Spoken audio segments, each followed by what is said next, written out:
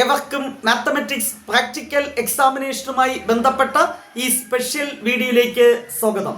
ഈ വർഷം higher secondary തലത്തിൽ പ്രാക്ടിക്കൽ എക്സാമിനേഷൻ എഴുതുന്ന വിദ്യാർത്ഥികളുടെ മോഡൽ എക്സാമിനേഷൻ ഈ ആഴ്ച അല്ലെങ്കിൽ നെക്സ്റ്റ് മൺഡേ മുതൽ ആരംഭിക്കാൻ സാധ്യതയുണ്ട്. പബ്ലിക് പ്രാക്ടിക്കൽ എക്സാമിനേഷൻ ജാനുവരി 22-ാം തീയതി മുതൽ ആരംഭിക്കുകയാണ്. സോ അതിന്റെ അടിസ്ഥാനത്തിൽ ഓരോ സ്കൂളിലും നിങ്ങളുടെ കൺസേൺഡ് അധ്യാപകർ നിങ്ങൾക്കൊരു ടൈം ടേബിൾ നൽകും. ആ ടൈം ടേബിളിന്റെ അടിസ്ഥാനത്തിലായിരിക്കും ഓരോ സബ്ജക്റ്റിന്റെയും പ്രാക്ടിക്കൽ എക്സാമിനേഷൻ നടക്കുക. മാത്തമാറ്റിക്സ് പ്രാക്ടിക്കൽ എക്സാമിനേഷനെ സംബന്ധിച്ചിടത്തോളം നിങ്ങൾക്ക് ഒരു സോഫ്റ്റ്വെയറിന്റെ സഹായത്തോടു കൂടിയാണ് പ്രാക്ടിക്കൽ എക്സാമിനേഷൻ സംഘടിപ്പിക്കുന്നത്. കഴിഞ്ഞ വർഷം ആദ്യമായിട്ടാണ് അത്തരത്തിലുള്ള ഒരു എക്സാം സംഘടിപ്പിച്ചത്. ഈ വർഷവും അതേ മാതൃകയിൽ തന്നെയാണ് മാത്തമാറ്റിക്സ് പ്രാക്ടിക്കൽ എക്സാമിനേഷൻ സംഘടിപ്പിക്കുന്നത്. എന്നാൽ കഴിഞ്ഞ വർഷത്തിൽ നിന്ന് വ്യത്യസ്തമായി 1-2 മാറ്റങ്ങൾ, ചേഞ്ചസ് ഈ വർഷമുണ്ട്. തീർച്ചയായും അത് അധ്യാപകരും വിദ്യാർത്ഥികളും കൃത്യമായി മനസ്സിലാക്കേണ്ടതുണ്ട്. ഈ വർഷത്തെ പ്രാക്ടിക്കൽ എക്സാമിനേഷന്റെ പ്രധാനപ്പെട്ട ചേഞ്ചസ് ആദ്യമേ സൂചിപ്പിക്കാം. കഴിഞ്ഞ വർഷം നിങ്ങളുടെ ടീച്ചേഴ്സ് 8 ലാബ് സോഫ്റ്റ്വെയറിൽ ചൂസ് ചെയ്യുന്നു, സോഫ്റ്റ്വെയർ 6 ലാബ് സെലക്ട് ചെയ്യുന്നു, നിങ്ങൾ 4 ആൻസർ ചെയ്യുന്നു. അതായിരുന്നു കഴിഞ്ഞ വർഷത്തെ രീതി. എന്നാൽ ഈ വർഷം നിങ്ങളുടെ ടീച്ചേഴ്സ് 12 ലാബ് ചൂസ് ചെയ്യുന്നു, സോഫ്റ്റ്വെയർ അതിൽ നിന്ന് 6 സെലക്ട് ചെയ്യുന്നു, നിങ്ങൾ അതിൽ നിന്ന് 4 ആൻസർ ചെയ്യുന്നു. അങ്ങനെ പ്രധാനപ്പെട്ട ഒരു വ്യത്യാസം ഈ വർഷം വന്നിട്ടുണ്ട്. അതായത് ഈ വർഷം കൂടുതൽ ലാബുകൾ നിങ്ങൾക്ക് എക്സാമിനേഷന് വേണ്ടി പഠിക്കുവാനുണ്ട്. മറ്റൊരു പ്രധാനപ്പെട്ട വ്യത്യാസം, ഒരു ബാച്ചിൽ 20 കുട്ടികളാണ് എക്സാമിനേഷന് കയറുന്നത്. ആ ബാച്ചിലെ 20 കുട്ടികൾക്കും ഒരേ ക്വസ്റ്റ്യൻ, സെയിം ക്വസ്റ്റ്യൻ ആണ് നൽകുന്നത്. അതായത് അവർക്കുള്ള 6 ലാബും ഒരേപോലത്തെ ലാബായിരിക്കും, ക്വസ്റ്റ്യനും യാതൊരു മാറ്റവുമില്ല. ഒരു ബാച്ചിലെ 20 കുട്ടികൾക്കും സെയിം ക്വസ്റ്റ്യൻ ആയിരുന്നു കഴിഞ്ഞ വർഷം. എന്നാൽ ഈ വർഷം ഒരു ബാച്ചിൽ 20 കുട്ടികൾ കയറുമ്പോൾ ആ ബാച്ചിലെ ഈവൻ നമ്പർ, രജിസ്റ്റർ നമ്പർ ആയിട്ടുള്ള കുട്ടികൾക്ക് ഒരു ക്വസ്റ്റ്യനും ഓഡ് നമ്പർ, രജിസ്റ്റർ നമ്പർ വരുന്ന കുട്ടികൾക്ക് മറ്റൊരു സെറ്റ് ക്വസ്റ്റ്യനും. അതായത് കോപ്പി അടി ഒഴിവാക്കുക എന്ന ലക്ഷ്യത്തോടു കൂടി ഒരു ബാച്ചിലെ 10 കുട്ടികൾക്ക് ഒരു ക്വസ്റ്റ്യനും മറ്റു 10 കുട്ടികൾക്ക് മറ്റൊരു ക്വസ്റ്റ്യനും. ആദ്യത്തെ 10 കുട്ടികൾ ചെയ്യുന്ന ലാബ് ആയിരിക്കുകയില്ല ചിലപ്പോൾ അടുത്ത ബാച്ചിലെ കുട്ടികൾക്ക് ചോദിക്കാൻ സാധ്യത. അപ്പോൾ വളരെ പ്രധാനപ്പെട്ട ഒരു വ്യത്യാസം എന്ന് പറയുന്നത് ഈ വർഷം ഇത് തന്നെയാണ്. ഒരു ബാച്ചിൽ എക്സാമിനേഷൻ എഴുതുന്ന 20 കുട്ടികളിൽ 10 കുട്ടികൾക്ക് ഒരു സെറ്റ് ക്വസ്റ്റ്യനും മറ്റേ 10 കുട്ടികൾക്ക് മറ്റൊരു സെറ്റും. 10 കുട്ടികൾക്ക് ഒരേ ക്വസ്റ്റ്യൻ ഉണ്ടല്ലോ എന്നത് മാത്രമാണ് ഏക ആശ്വാസം. ഈ 2 മാറ്റങ്ങളുമാണ് ഈ വർഷം പ്രധാനമായും എക്സാമിനേഷനിൽ ഉൾപ്പെടുത്തിയിട്ടുള്ളത്. മോഡൽ എക്സാമിനേഷനുമായി ബന്ധപ്പെട്ട സോഫ്റ്റ്വെയർ കഴിഞ്ഞ ദിവസം ഔദ്യോഗികമായി പബ്ലിഷ് ചെയ്ത് കഴിഞ്ഞു. തീർച്ചയായും അതിന്റെ അടിസ്ഥാനത്തിൽ പ്രാക്ടിക്കൽ എക്സാമിനേഷന് മാത്തമാറ്റിക്സ് സബ്ജക്റ്റിൽ ഏതൊക്കെ ലാബ് പഠിക്കണം, എങ്ങനെ പഠിക്കണം എന്നുള്ള കാര്യങ്ങളൊക്കെ ഓൾറെഡി മറ്റൊരു വീഡിയോ കൂടെ നമ്മൾ ഡിസ്കസ് ചെയ്തിട്ടുണ്ട്. തീർച്ചയായും നിങ്ങളുടെ സ്കൂളുകളിൽ എത്ര ലാബ് പഠിപ്പിച്ചു എന്നുള്ളതൊരു വിഷയമല്ല. നിങ്ങളുടെ സ്കൂളിൽ പഠിപ്പിച്ച ലാബുകളിൽ നിങ്ങളുടെ സ്വന്തം അധ്യാപകർ സെലക്ട് ചെയ്യുന്ന 12 ലാബാണ് സോഫ്റ്റ്വെയറിന് നൽകേണ്ടത്. അതായത് ഫസ്റ്റ് ഇയർ സിലബസിനെ ബേസ് ചെയ്തിട്ടുള്ള 5 ലാബ് നിങ്ങളുടെ ടീച്ചേഴ്സ് പറയും. സെക്കൻഡ് ഇയർ സിലബസിനെ ബേസ് ചെയ്തിട്ടുള്ള 7 ലാബ് പറയും. അങ്ങനെ 12 ലാബ് പഠിക്കുവാൻ നിങ്ങളുടെ ടീച്ചേഴ്സ് നിങ്ങളോട് ആവശ്യപ്പെടും. ആവശ്യപ്പെട്ടില്ല എങ്കിൽ നിങ്ങൾ അങ്ങോട്ട് ചോദിക്കണം, ടീച്ചർ നമ്മൾ എക്സാമിനേഷന് വേണ്ടി ഫസ്റ്റ് ഇയർ സിലബസിലെ ഏതൊക്കെ 5 ലാബാണ് പഠിക്കേണ്ടത്, സെക്കൻഡ് ഇയർ സിലബസിലെ ഏതൊക്കെ 7 ലാബാണ് പഠിക്കേണ്ടതെന്ന് ചോദിച്ച് മനസ്സിലാക്കുക. ഈ 7 ലാബും നിങ്ങളുടെ ടീച്ചർ സോഫ്റ്റ്വെയറിൽ സെലക്ട് ചെയ്യും. സോഫ്റ്റ്വെയറിൽ സെലക്ട് ചെയ്യുമ്പോൾ സോഫ്റ്റ്വെയർ ഈ 12 ലാബിൽ ഏതെങ്കിലും 6 ലാബ് സെലക്ട് ചെയ്യുന്ന ഒരു ക്വസ്റ്റ്യൻ പേപ്പർ ആയിരിക്കും നിങ്ങൾക്ക് നൽകുക. എന്താണ്, നിങ്ങളുടെ ടീച്ചേഴ്സ് 12 ലാബ് സോഫ്റ്റ്വെയറിന് കൊടുക്കും. ആ 12-ൽ 6 സോഫ്റ്റ്വെയർ തീരുമാനിക്കും. ആ 6 3 ലാബ് ഫസ്റ്റ് ഇയർ സിലബസിനെ ബേസ് ചെയ്തും 3 ലാബ് സെക്കൻഡ് ഇയർ സിലബസിനെ ബേസ് ചെയ്തുമായിരിക്കും. ഈ 6 ലാബിൽ പബ്ലിക് എക്സാമിനേഷൻ ആയാലും മോഡൽ എക്സാമിനേഷൻ ആയാലും നിങ്ങൾ ആൻസർ ചെയ്യേണ്ടത് 4 ലാബിലെ ക്വസ്റ്റ്യൻസ് ആണ്. അതായത് 4 ലാബിലെ ക്വസ്റ്റ്യൻസ് പൂർണ്ണമായി മസ്റ്റായിട്ട് നിങ്ങൾ ആൻസർ ചെയ്യണം. ഒരു ലാബിൽ നിന്ന് എത്ര മാർക്കിനാണ് ക്വസ്റ്റ്യൻ? 10 മാർക്കിന് ക്വസ്റ്റ്യൻ ചോദിക്കും. മാക്സിമം നമുക്ക് സ്കോർ ചെയ്യാൻ സാധിക്കുന്നത് 8 മാർക്കാണ്.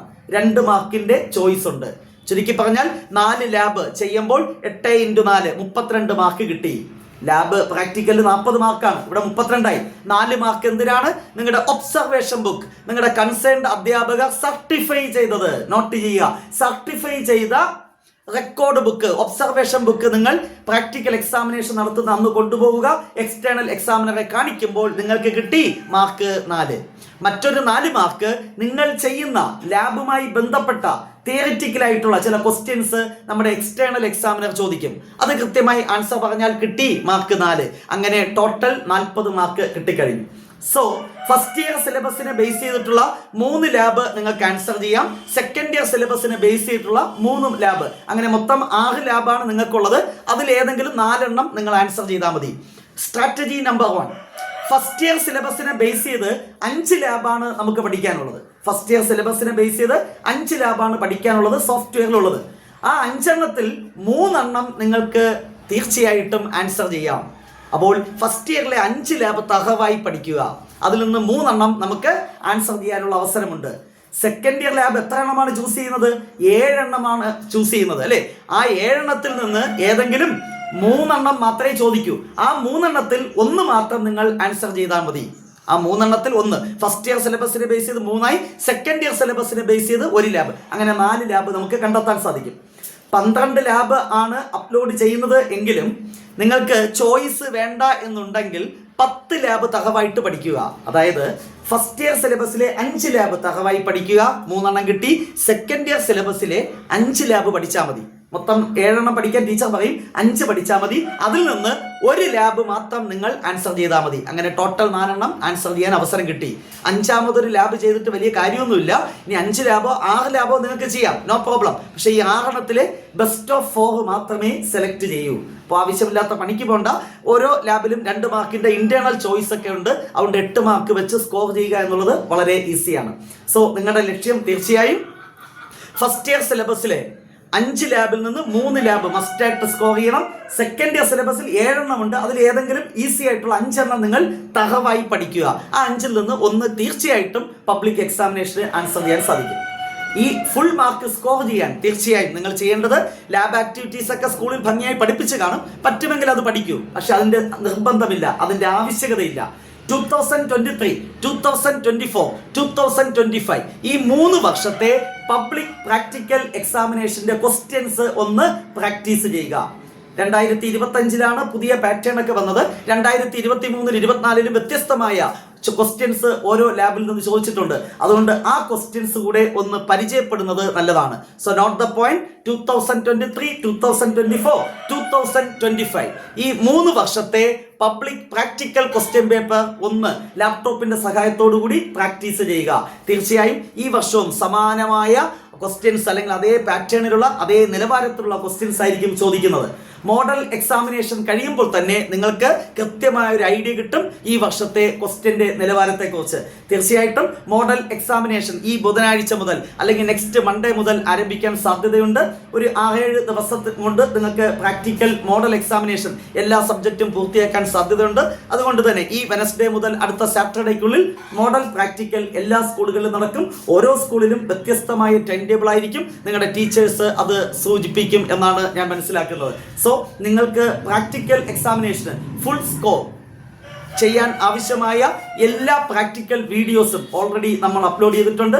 ഓരോ ലാബിന്റെയും ഡീറ്റെയിൽഡ് ക്ലാസ് ചെയ്തിട്ടുണ്ട്. പ്രീവിയസ് ക്വസ്റ്റ്യൻ പേപ്പർ 2021 മുതൽ 25 വരെയുള്ളത് കംപ്ലീറ്റ് അപ്ലോഡ് ചെയ്തിട്ടുണ്ട്. ആ പ്ലേലിസ്റ്റുകളെല്ലാം ലിങ്ക് ഡിസ്ക്രിപ്ഷൻ ബോക്സിൽ നൽകിയിട്ടുണ്ട്. അത് കണ്ട് മനസ്സിലാക്കുക. സോഫ്റ്റ്വെയർ ഉപയോഗിച്ച് എങ്ങനെ എക്സാമിനേഷൻ എഴുതണം എന്ന് സൂചിപ്പിക്കുന്ന ഒരു വീഡിയോ ഓൾറെഡി ചെയ്തിട്ടുണ്ട്. അത് നോക്കി കാര്യങ്ങൾ മനസ്സിലാക്കുക. നമ്മൾ ഓൺലൈനായിട്ട് ഒരു എക്സാം എഴുതുമ്പോൾ ചില അഡ്ജസ്റ്റ്മെന്റ്, ചില ഈസി മെത്തേഡുകൾ നമുക്കുണ്ട്. ചില കമാൻഡുകൾ കോപ്പി പേസ്റ്റ് ചെയ്ത് കൊടുക്കാനൊക്കെ ഉള്ള അവസരമുണ്ട്. അതൊക്കെ എങ്ങനെയാണ് എന്നുള്ളത് സോഫ്റ്റ്വെയർ യൂസ് ചെയ്ത് എക്സാമിനേഷൻ എഴുതുമ്പോൾ ശ്രദ്ധിക്കേണ്ട കാര്യങ്ങൾ എന്തൊക്കെയാണ് എന്ന് സൂചിപ്പിച്ചുകൊണ്ടൊരു വീഡിയോ ഓൾറെഡി ചെയ്തിട്ടുണ്ട്. അത് കണ്ട് മനസ്സിലാക്കുക.